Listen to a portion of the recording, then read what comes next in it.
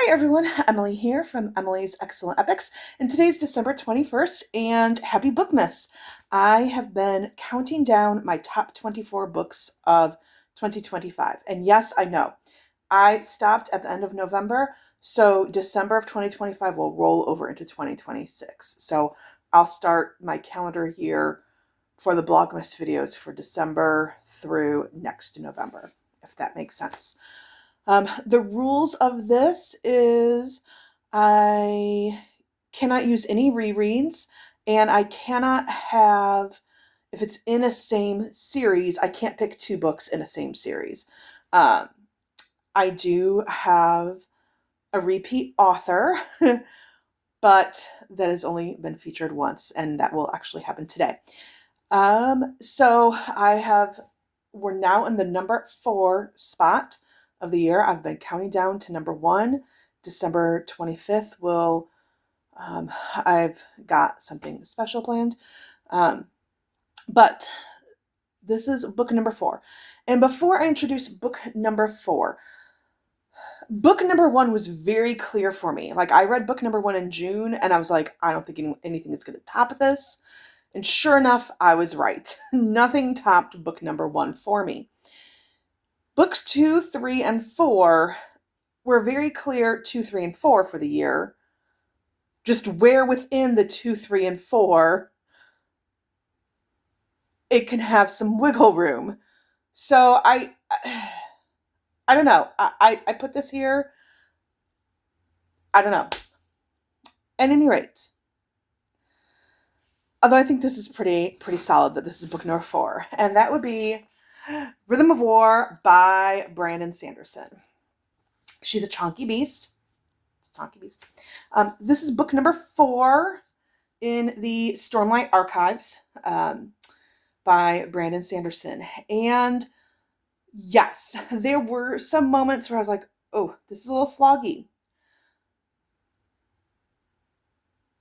However, I love me some Kaladin. I love Adolin. I love Shallan. Dalinar, I have a love-hate relationship with him. What was book number 3? Not Words of Radiance. Oathbringer was a little bit hard. We learned more about Dalinar's story in Oathbringer, and that was a bit hard for me to take for reasons that are personal. Navani, love her. So what were some things I loved about this book? Well, I'm first going to go into what I found was hard, but also was really excellently written. So Kaladin, if we know from Stormlight Archives, book number 1, Way of Kings.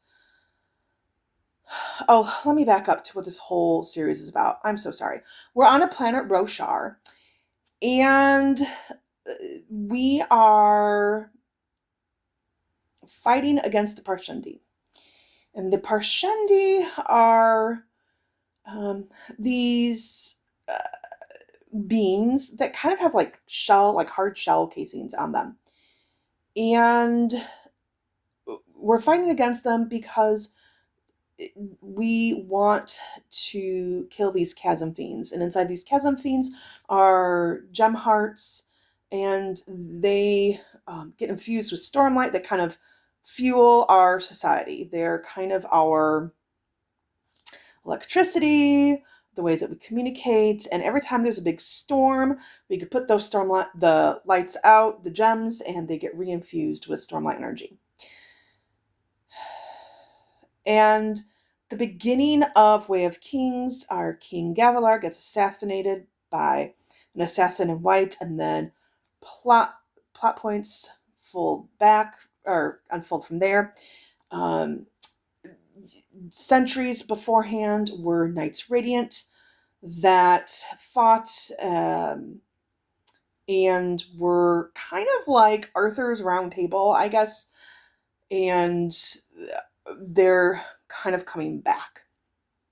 Is I guess the best way that I can summarize it. There's so much going on in this world. What I found that was hard in this book, but was also excellently well written. So Kaladin is a character who trained at one point to be a doctor, following in his father's footsteps, and he ends up becoming a slave and working as a slave in the army as a bridge person. And they would run ahead to as the army was fighting, they would run ahead. They had a highly dangerous job because they were the leads, so easily taken out by arrows. And they would put down bridges so that way then the army can go over the bridges, over the chasms, to fight the Parshendi. And our boy Kaladin, he really struggles with depression. He really battles with depression. And there were some moments where another character says some things to him. And I battled depression myself. And this character, as he was speaking to Kaladin, I was like, whoa, it struck very, very close to home. The things that this character was speaking to Kaladin were things that play through my mind when I am in the midst of deep depression. And so I had to put it down for a little bit. I was reading this, I started reading this January, February, and that's typically because I live in the Northern Hemisphere. In the Midwest, it gets cold, it gets dark. That's kind of when the depression hits hard for me, is February, March.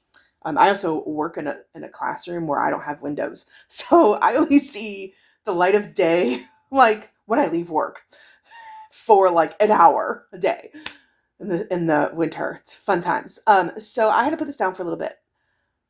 But at the same time, as hard as it was to read, it was also like, whoa, like you get it, you get depression.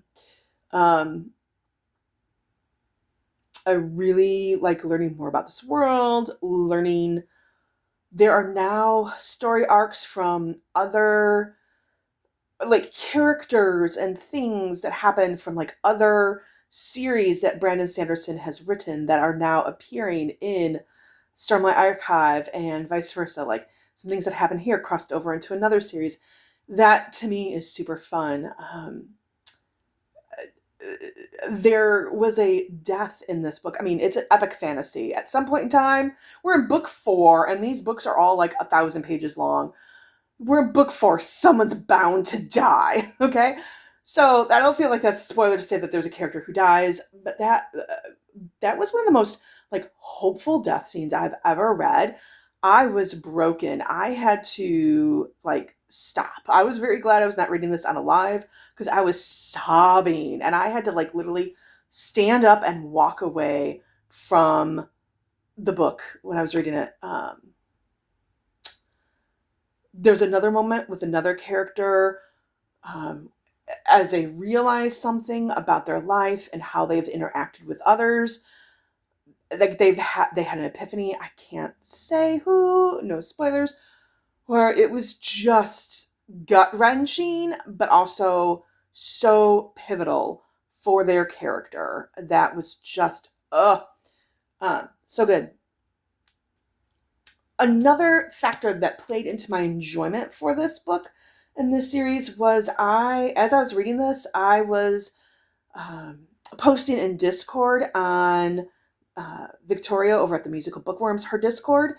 And it was so delightful because there's a gentleman there, Rich, who did such a, he answered my questions when I was reading. I'm like, wait, I want to ask a question. I don't want spoilers, but I think this ties into this, or where did this come up in previous books?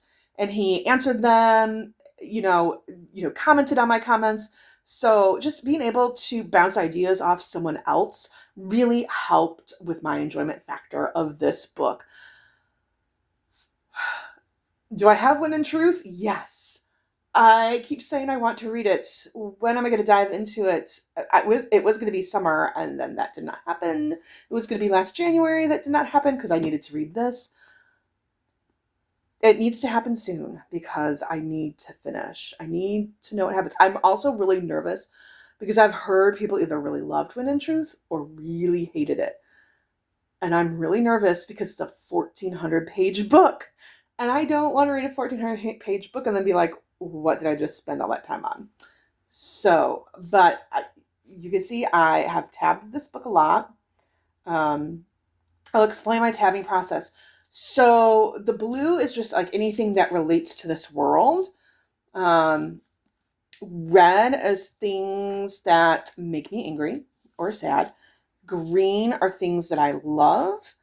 Yellow or orange are like social commentary, things that could apply to Roshar's world, but also to our world.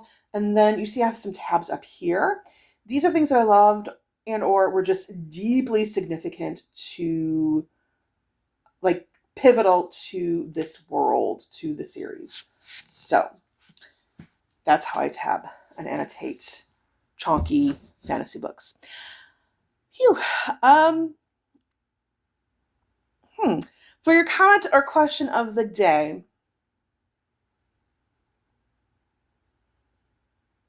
I don't know. Okay, so Shalon, she is our character here on the front. And Shalon, she is an artist.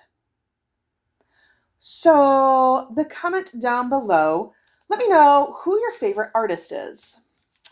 Do you like art? If you do, who is your favorite artist and what is your favorite painting by said artist?